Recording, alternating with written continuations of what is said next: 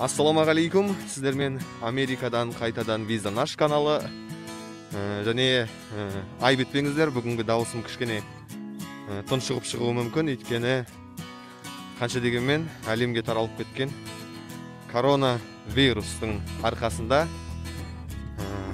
барынша ауыз мұрынды жауып жүруге тура келді. Әрине маска тапқан жоқпыз, бізде осыдан 2 ай бұрын бітіп қалған негізі. Сондықтан келесі видеода осы түрмен сіздермен талқылайтын боламыз. Ал ендеше кеттік.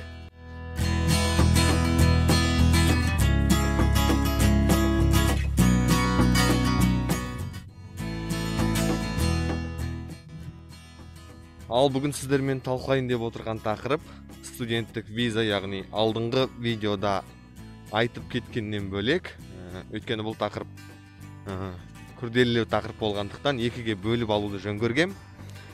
Және осы видеода студенттік визаға DS-160 формасы, яғни анкетаны толтырарда қалай толтырған жөн, ондағы кейбір сұрақтарға қалай жауап берген дұрыс, консулдың алдында өзін қалай ұстаған жөн деген сияқты біраз сұрақтарға жауап беріп кететін болам.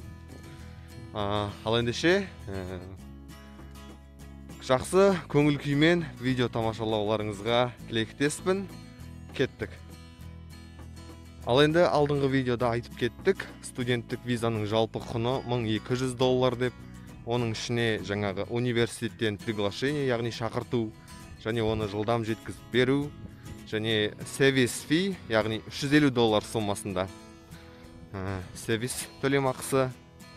Ол дегеніміз жалпы әрқандай мемлекет арасындағы алмасулар, білім алмасу, өнер алмасу, мәдениет алмасу деген сияқты.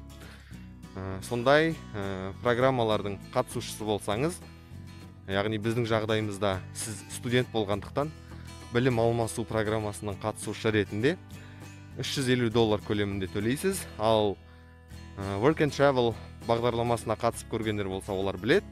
Олардың бағдарламасының сервис ақы құны $35 құрайды. Яғни студенттер үшін ол $350, Work and Travel қатысушылар үшін $35 көлемінде. Және келесі $160 консульский сбор төлейсіз дедік, е? Ол дегеніміз сіздің жаңағы Американың посольствосына барып собеседованиеден өткендігіңіз үшін, егер виза берілген жағдайда сіздің визаңыздың құны болып есептеледі. Егер берілмеген жағдайда офицердің сізге уақыт бөліп сіздің документіңізді қараған үшін жалпы алынатын шығын. Ал енді салған екінші видеомда шатыспасам айтып кеттім, туристік визада анкета толтырған кезде қандай заттарға көңіл бөлу керек, қандай қателіктердің алдын алу керек деп. Ал осы бөлімде студенттік виза жайлы кішкене айтып кетейін. Жалпы анкета толтырарда студенттер үшін өте сақ болу керек. Қандай сұрақтар бар? Ол біріншісі, оқуыңыздың ақшасын кім төлейді деген сұраққа өте ойланып жауап беруіңіз керек. Өйткені жалпы Америкада оқудың құны өкінішке орай арзан емес. Егер де сіз колледжда оқитын болсаңыз, орта есеппен алғанда бір семестрға $4000 шығын шығады.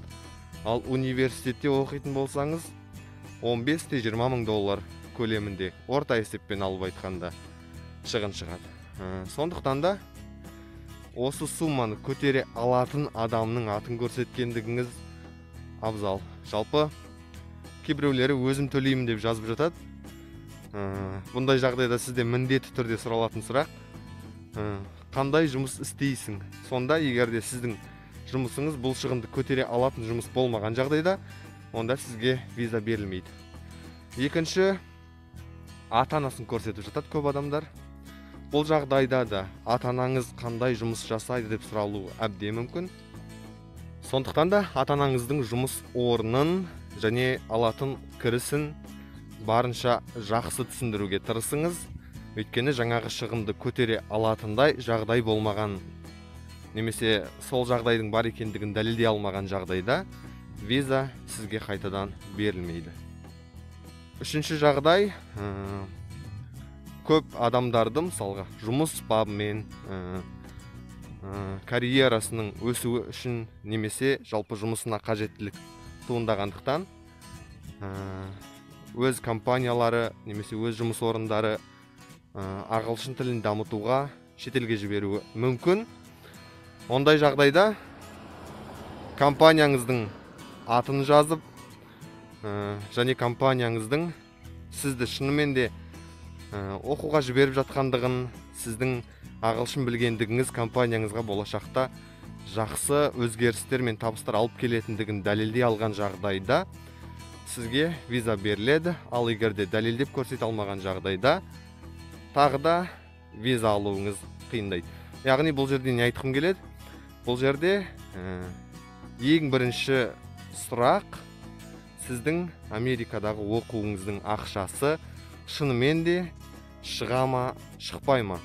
Қалтаңыздан немесе біреудің қалтасынан шығатындығын дәлелдеген жағдайда ғана сіз студент екендігіңізді көрсетесіз. Сондай жағдайда ғана сіздің қолыңызға студенттік виза беріледі.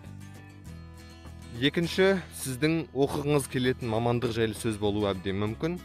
Не үшін бұл университетті таңдадың? Не үшін бұл университеттің бұл мамандығын таңдадың? Не үшін Қазақстаннан оқи бермедің? Немесе не үшін именно Америка? Деген сияқты сұрақтар қойылуы әбден мүмкін. Сондықтан бұл сұрақтарға да өзіңіздің не үшін дәл осы университетке түскіңіз келетіндігін, бұл университеттің қандай артықшылығы бар екендігін, бұл мамандықтың өзіңізге қалай керек екендігін жақсылап, қорғап, түсіндіріп кетуіңіз керек. Үшінші, сізден бұл оқуды бітіргеннен кейін қандай жоспарыңыздың бар екенін сұрауы мүмкін. Ондай жағдайда барынша Қазақстанға қайтып, нақтырақ жауап беруге тырысыңыз. Осы жұмыс орнына, осы компанияға немесе осы қызметке орналасқым келеді. Болашақта бұл мамандықтың маған Қазақстанда алып келетін пайдасы осындай деген сияқты сөздерді қолдануға тырысыңыз. Өйткені консул Қазақстанға қайтқан соң Қазақстанға, жалпы отанға байланысты сөздерді естігенді жақсы көреді. Өйткені олардың ең бірінші мақсаты Америкаға иммигранттарды жібермеу. Сондықтан да сіз өзіңіздің Қазақстанға қайтып келетіндігіңізді көрсеткен жағдайда, сіздің Қазақстанға қайтып келетініңізге ол адам сенімді болған жағдайда, сізге виза беру ықтималдығы жоғарылай түседі. Содан соң сізден банктен анықтама қағаз көрсету талап етіледі. Бұл жағдайда өзіңіздің тапсырған университетіңіз немесе оқу орныңыздың талап еткен ақшасынан 2 есе көп ақша қалтаңызда немесе банк карточкаңызда жатқандығын дәлелдеп көрсеткендігіңіз абзал. Өйткені кез келген тосын жағдайда шетелдік студенттер ақшасыз Америкада қалып қоймау керек, және ақша табу үшін Америкада жұмыс жасап кетпейтіндігіне олар көз жеткізу керек. Сондықтан да банк карточкаңыздағы ақшаңыз көп болған сайын өзіңізге плюс болмақ. Сондықтан да сасқалақтамаңыз, документтерді өзі сұрамаған жағдайда ешқашанда оның алдына тықпаңыз. Нақты әрі сенімді жауап беруге тырысыңыз. Осы орайда студенттік визаға тапсырам деушілер немесе тапсырып жатқан адамдар болса, виза алуларыңызда жеңілдіктер мен сәттіліктер тілеймін. Және бұл бүкіл әлемдік аурудан баршамыз аман шығайық. Ал студенттік визаға қатысты сұрақтарыңыз болса, комментарий бөліміне қалдырыңыздар. Келесі видеоларда сұрақтарыңызға жауап беруге тырысамын.